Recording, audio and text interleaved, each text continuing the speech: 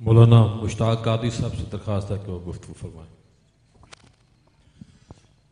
بسم اللہ الرحمن الرحیم۔ اللہ رب العزت کی بارگاہ میں ہم دعا گو ہیں کہ اللہ پاک محترم نقشبندی صاحب کے برادر اکبر کے درجات بلند فرمائے، ان کی مغفرت فرمائے۔ یقیناً پیر ضیاء الحق نقشبندی صاحب کے بڑے بھائی ایک مشن والے تھے، اچھے انسان تھے، جن کی تربیت پیر ضیاء الحق نقشبندی کے اندر نظر آتی ہے۔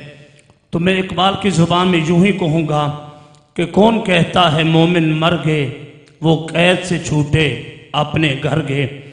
یقیناً جو مشن کے لیے جیتے ہیں، مقصد کے لیے جیتے ہیں، تو اللہ رب العزت انہیں اس دنیا سے جانے کے بعد بھی زندہ اور تابندہ رکھتا ہے۔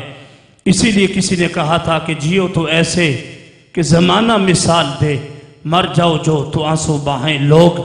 یقیناً پیر ضیاء الحق نقشبندی صاحب کے اندر ساری ان کی تربیت کا اثر ہے۔ اللہ پاک ان کی اخروی منازل آسان فرمائے، ان کے درجات بلند فرمائے، قبلہ پیر صاحب کو صبر جمیل عطا فرمائے۔